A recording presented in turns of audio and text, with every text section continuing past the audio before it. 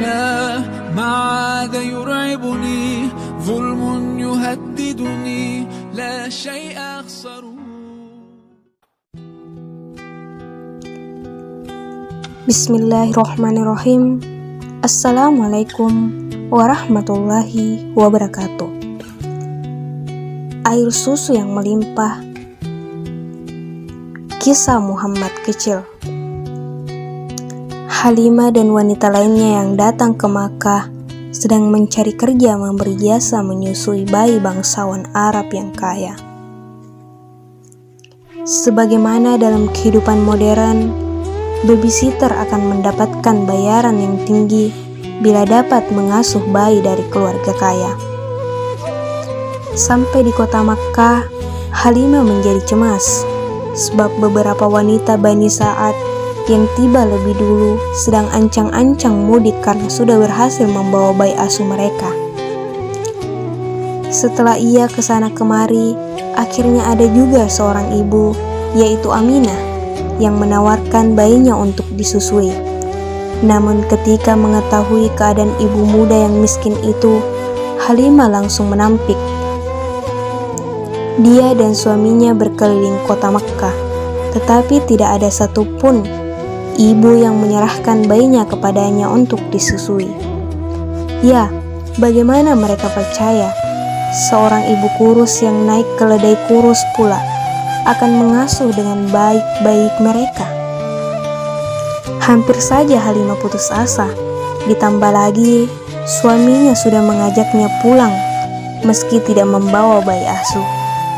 Namun ia berkata kepada suaminya, "Aku tidak ingin pulang dengan tangan kosong. Alangkah baiknya kalau kita mau mengambil anak yatim itu sambil berniat menolong. Baiklah, kita bawa saja anak yatim itu. Semoga Allah memberkahi kehidupan kita," ujar suaminya. Setelah ada kesepakatan tentang harga upah menyusui, Muhammad kecil diberikan kepada Halimah. Wanita kurus kering itu pun mencoba memberikan puting susunya kepada bayi mungil tersebut.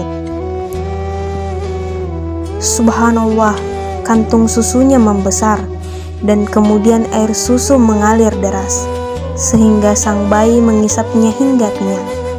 Dia heran, selama ini susunya sendiri sering kurang untuk diberikan kepada bayi kandungnya sendiri, tetapi sekarang kok justru berlimpah, sehingga cukup untuk diberikan kepada bayi kandung dan bayi asuhnya. Berbarengan dengan keanehan yang dialami Halimah, suaminya juga dibuat heran. Tak habis pikir, mengapa unta betina tua rentan itu pun tiba-tiba kantung susunya membesar, penuh air susu. Halimah turun dari keledainya dan terus memeras susu itu. Dia dan suaminya sudah dalam keadaan lapar dan dahaga. Mereka meminumnya sehingga kenyang dan puas. Semua keajaiban itu membuat mereka yakin anak yatim ini benar-benar membawa berkah yang tak terduga. Halimah menaiki dan memacu keledainya. Ajaib!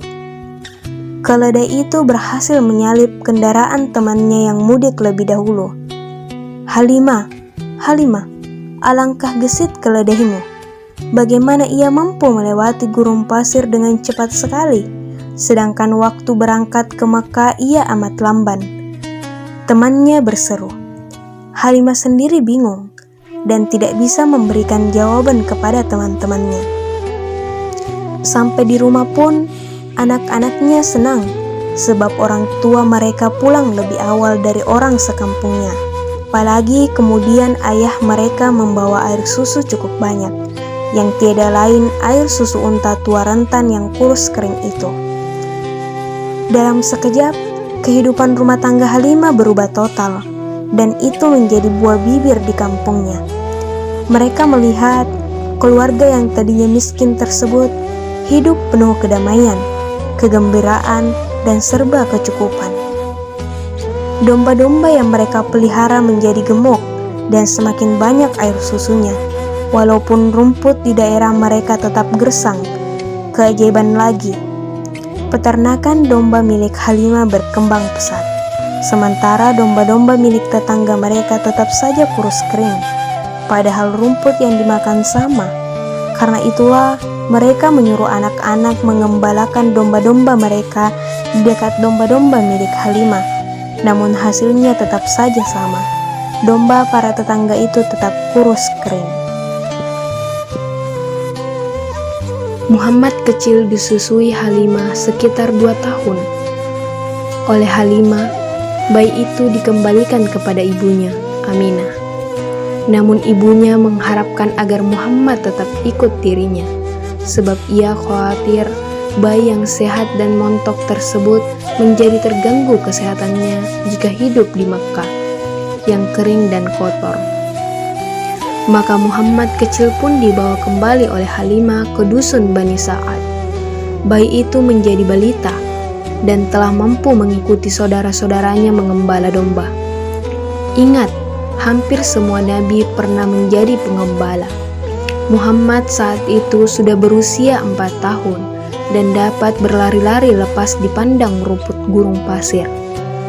Ia bersama Abdullah, anak kandung Halimah, mengembala domba-domba mereka agak jauh dari rumah. Di siang hari yang terik itu, tiba-tiba datanglah 2 orang lelaki berpakaian putih. Mereka membawa Muhammad yang sedang sendirian ke tempat yang agak jauh dari tempat pengembalaan. Abdullah pada waktu itu sedang pulang, mengambil bekal untuk dimakan bersama-sama dengan Muhammad di tempat pengembala karena mereka lupa membawa bekal. Ketika Abdullah kembali, Muhammad sudah tidak ada. Seketika itu juga ia menangis dan berteriak-teriak minta tolong sambil berlari pulang ke rumahnya. Halimah dan suaminya pun segera keluar dari rumahnya. Dengan tergopoh-gopoh, mereka mencari Muhammad ke sana kemari. Beberapa saat kemudian, mereka mendapatinya sedang duduk termenung seorang diri di pinggir dusun tersebut. Halimah langsung bertanya kepada Muhammad, "Mengapa engkau sampai berada di sini seorang diri?" Muhammad pun bercerita, "Mula-mula ada 2 orang lelaki berpakaian serba putih datang mendekatiku. Salah seorang berkata kepada kawannya, 'Inilah anaknya.' Kawannya menyahut, 'Ya, inilah dia.' Sesudah itu, mereka membawaku ke sini. Di sini aku dibaringkan, dan salah seorang di antara mereka memegang tubuhku dengan kuatnya. Dadaku dibedahnya dengan pisau. Setelah itu, mereka mengambil suatu benda hitam dari dalam dadaku, dan benda itu lalu dibuang. Aku tidak tahu apakah benda itu dan kemana mereka membuangnya. Setelah selesai, mereka pergi dengan segera. Aku pun tidak mengetahui kemana mereka pergi, dan aku ditinggalkan di sini seorang diri." Setelah kejadian itu, timbul kecemasan pada diri Halimah dan suaminya. Kalau terjadi sesuatu terhadap si kecil Muhammad, karena itulah keduanya menyerahkan dia kembali kepada ibunda Aminah.